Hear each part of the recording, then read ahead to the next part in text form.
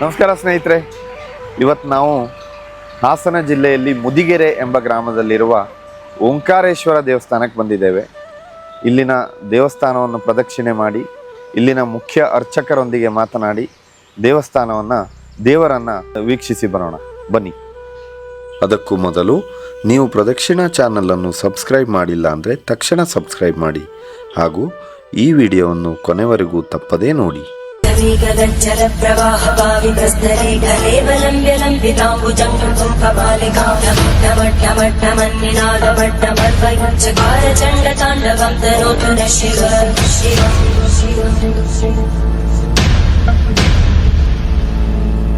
ಇವತ್ತು ನಾವು ಹಾಸನ ಜಿಲ್ಲೆಯ ಮುದಿಗೆರೆ ಎಂಬ ಗ್ರಾಮದಲ್ಲಿ ಶ್ರೀ ಓಂಕಾರೇಶ್ವರ ದೇವಸ್ಥಾನದಲ್ಲಿದ್ದೇವೆ.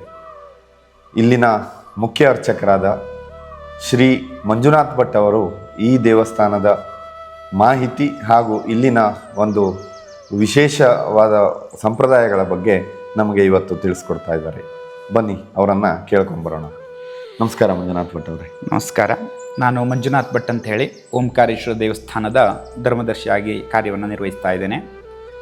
ಈ ಓಂಕಾರೇಶ್ವರ ದೇವಸ್ಥಾನದ ಬಗ್ಗೆ ಕೆಲವು ಮಾಹಿತಿಯನ್ನು ತಮ್ಮೊಂದಿಗೆ ಹಂಚಿಕೊಳ್ಳುವನಾಗಿದ್ದೇನೆ. ಓಂಕಾರೇಶ್ವರ ದೇವಸ್ಥಾನವು ತುಂಬ ಪುರಾತನವಾಗಿರುವಂತಹ ದೇವಸ್ಥಾನವಾಗಿದ್ದು ಸುಮಾರು 800 ವರ್ಷಗಳ ಕಾಲ ಇತಿಹಾಸ ಹೊಂದಿರುವಂತಹ ದೇವಸ್ಥಾನ. ಇದು ಹಾಸನ ಜಿಲ್ಲೆಯಿಂದ 28 ಕಿಲೋಮೀಟರ್ ದೂರದಲ್ಲಿದೆ. ಅರಸೀಕೆರೆಯಿಂದ 32 ಕಿಲೋಮೀಟರ್, ಹಾಗೆ ಚನ್ನರಾಯಪಟ್ಟಣದಿಂದ 38 ಕಿಲೋಮೀಟರ್ ದೂರದ ಒಟ್ಟು ಮಧ್ಯದಲ್ಲಿರುವಂತಹ ದೇವಸ್ಥಾನ.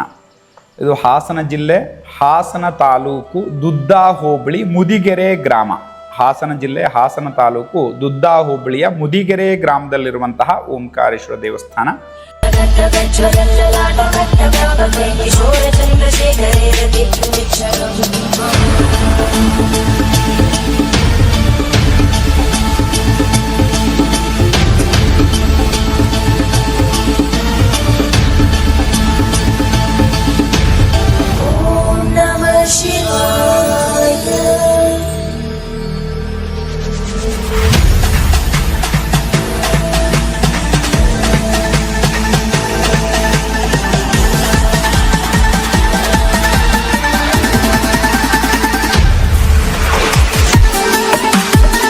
ಅತ್ಯಂತ ಪುರಾತನವಾಗಿರುವಂತಹ ದೇವಸ್ಥಾನ ಆಗಿರೋದ್ರಿಂದ ದೇವಸ್ಥಾನ ಮೊಟ್ಟ ಮೊದಲಿಗೆ ಆದಿಪೂಜ್ಯೋ ಗಣಾಧಿಪಃ ಎಂಬಂತೆ ಮೊದಲಿಗೆ ಗಣಪತಿಯ ದರ್ಶನ, ಅದರಲ್ಲೂ ವಿಶೇಷವಾಗಿ ಬಲಮುರಿ ಗಣಪತಿಯ ದರ್ಶನ ಆಗುತ್ತೆ.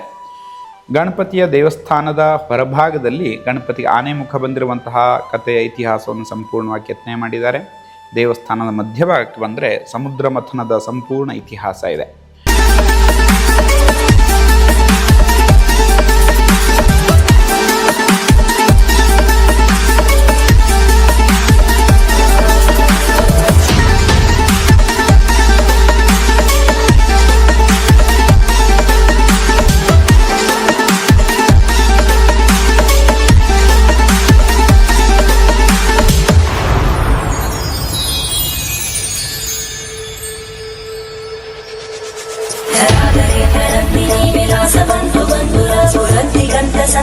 ಅದಾಗಿ ಪ್ರಧಾನ ದೇವಾಲಯ ಓಂಕಾರೇಶ್ವರ ದೇವಾಲಯ.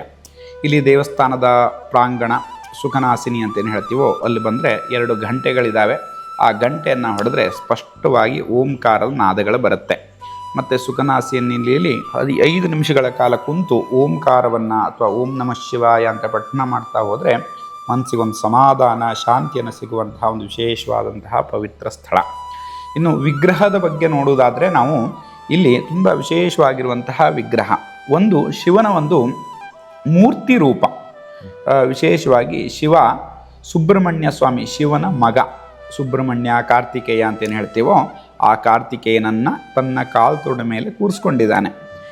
ಆ ಕಾರ್ತಿಕೇಯ ಬ್ರಹ್ಮಜ್ಞಾನವನ್ನು ಸ್ವತಃ ಅನುಭವಿಸ್ತಾ ತಂದೆಗೆ ಓಂಕಾರವನ್ನು ಉಪದೇಶ ಮಾಡಿರುವಂಥ ತುಂಬ ವಿಶೇಷವಾಗಿರುವಂತಹ ವಿಗ್ರಹ. ತಮಿಳುನಾಡನ್ನು ಬಿಟ್ಟರೆ ಮತ್ತೆಲ್ಲೂ ನೋಡ್ಲಿಕ್ಕೆ ಸಾಧ್ಯತೆಗಳಿಲ್ಲ ಅಂತಹ ಒಂದು ವಿಶೇಷವಾದಂತಹ ವಿಗ್ರಹ.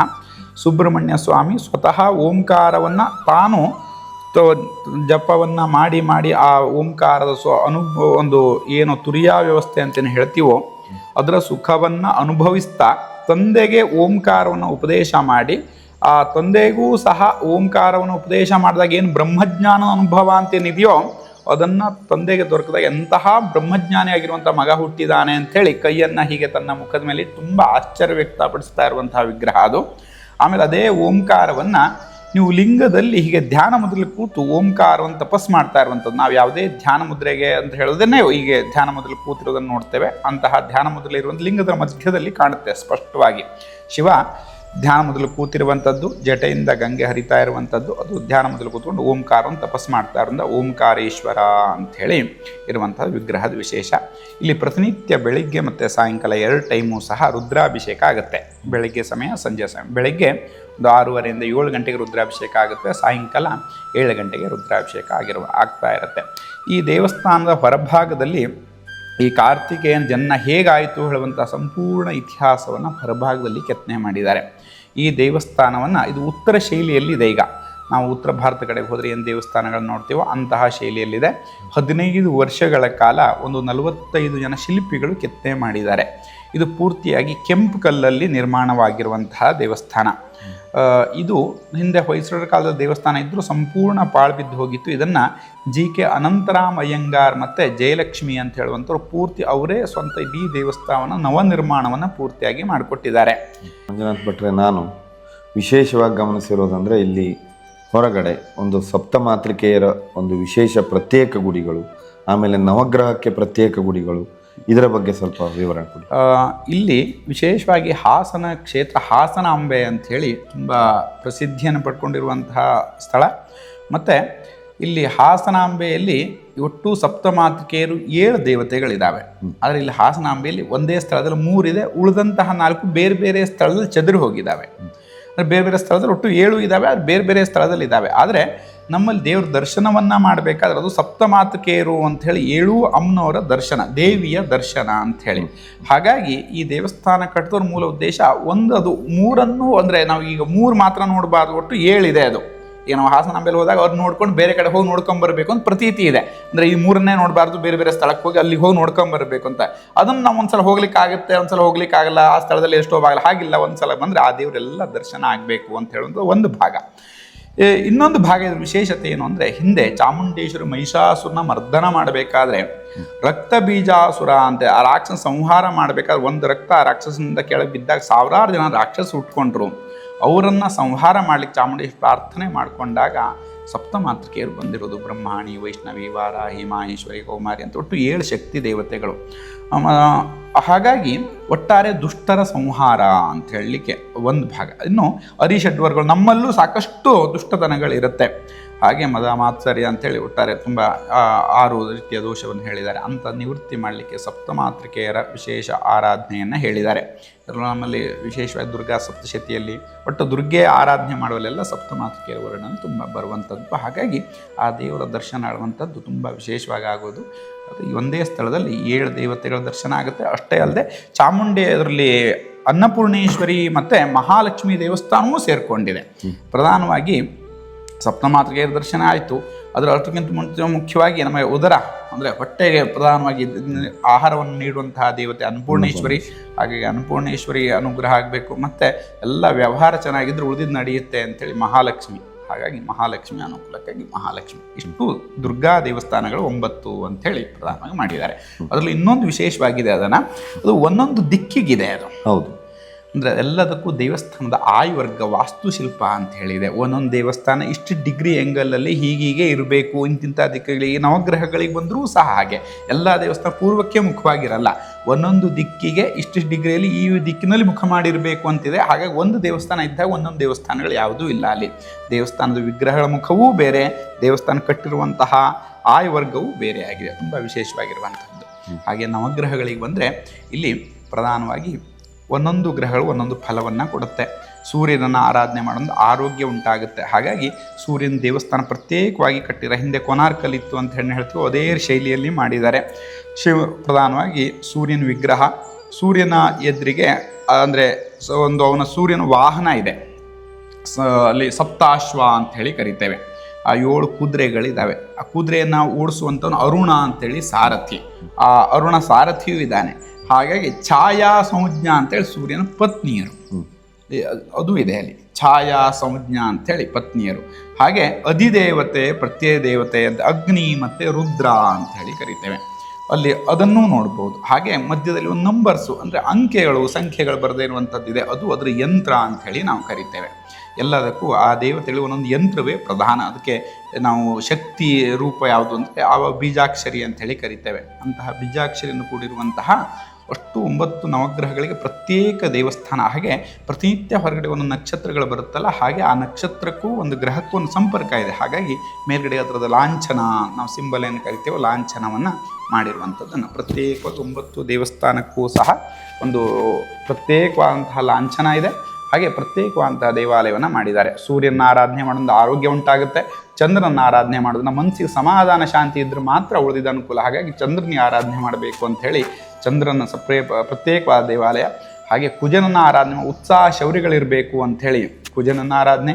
ಹಾಗೆ ಒಳ್ಳೆ ಮಾತು ವಿದ್ಯೆಗೆ ಬುಧನ ಆರಾಧನೆ, ಎಲ್ಲದಕ್ಕೂ ಗುರುಬಲ ಇರಬೇಕು ಅಂತ ಗುರುವಿನ ಆರಾಧನೆ. ಸಂಪತ್ಕಾರಕ ಅಂದರೆ ಸಂಪತ್ತಿಗೆ ಶುಕ್ರನ ಆರಾಧನೆ ಮಾಡಬೇಕು. ಎಲ್ಲ ರೀತಿಯ ಅಡೆತಡೆ ನಿವೃತ್ತಿಗಾಗಿ ಶನಿಯನ್ನು, ಹಾಗೆ ವಿವಾಹ ಸಂತಾನಾದಿ ವಿವಾಹಕ್ಕೆ ಕಾರ್ಯಕ್ಕೆ ರಾಹುವನ್ನು, ಹಾಗೆ ಮೋಕ್ಷ ಕಾರಣಕ್ಕೆ ಕೇತುವನ್ನು ಪೂಜೆ ಮಾಡಲಿಕ್ಕಾಗಿ ಪ್ರತ್ಯೇಕವಾಗಿರುವಂತಹ ನವಗ್ರಹಗಳ ದೇವಸ್ಥಾನ. ಅದಕ್ಕೆ ಪ್ರದಕ್ಷಿಣೆ ಪೂಜೆ ಅವರವ್ರ ಅನುಕೂಲಕ್ಕೆ ಹೇಗೆ ಬೇಕಾದರೂ ಮಾಡ್ಕೊಳ್ಬೋದು. ಅದು ತುಂಬ ವಿಶಿಷ್ಟವಾದಂಥ ನವಗ್ರಹಗಳ ದೇವಸ್ಥಾನ. ಆಮೇಲೆ ಮಂಜುನಾಥ್ ಬಿಟ್ಟರೆ ನಾವು ಇಂದು ಬೆಳಿಗ್ಗೆ ಇಲ್ಲೇ ಪಕ್ಕದಲ್ಲಿರುವ ಒಂದು ಯೋಗ ನರಸಿಂಹ ಹಾಗೂ ಭೂವರಾಹ ಸ್ವಾಮಿಯ ದೇವಾಲಯಕ್ಕೆ ಹೋಗಿದ್ವಿ.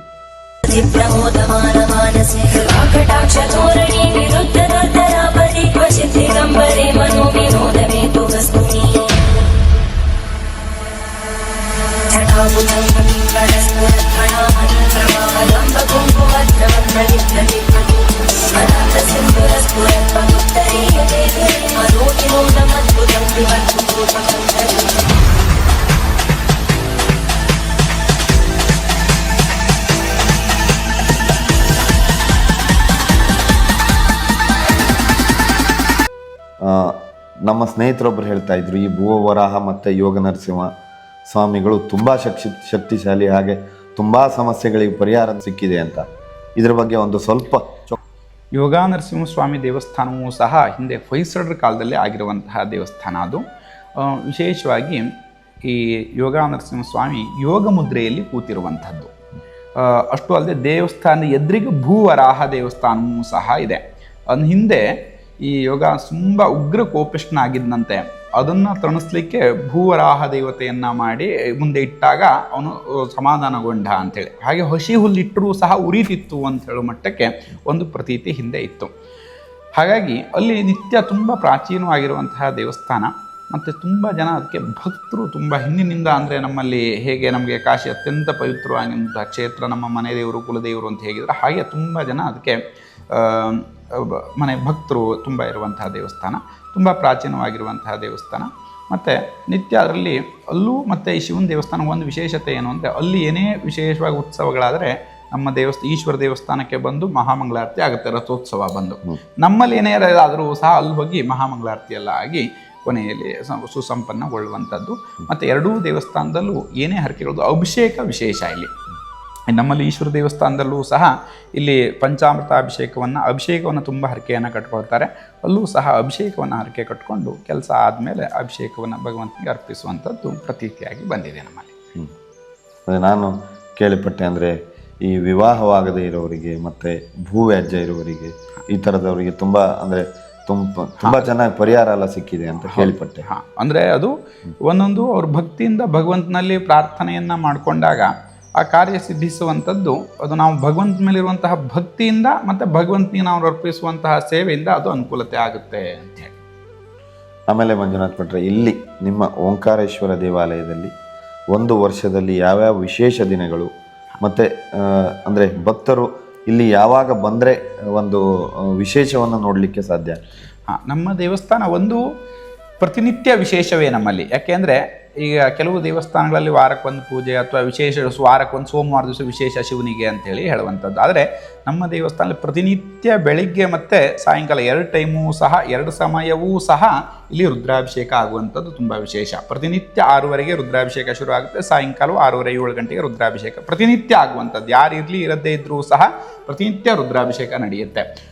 ಅಷ್ಟು ಅಲ್ಲದೆ ಇನ್ನು ವಿಶೇಷವೇ ನೋಡ್ತೀವಿ ಅಂತಂದರೆ ಪ್ರತಿಯೊಂದು ಪ್ರದೋಷ ಪೂಜೆ ಅಂತ ಶಿವನಿಗೆ ವಿಶೇಷ ಪ್ರದೋಷ ಅಂಥೇಳಿ ಹುಣ್ಣಿಮೆಯ ಅಮಾವಾಸ್ಯೆ 3 ದಿವಸ ಮೊದಲು ಬರುತ್ತೆ, ತ್ರಯೋದಶಿ ದಿವಸ ಸಾಯಂಕಾಲಕ್ಕೆ ಬರುವಂಥದ್ದು ಪ್ರದೋಷ ಪೂಜೆ ಶಿವನಿಗೆ ನಡೆಯುವಂಥದ್ದು.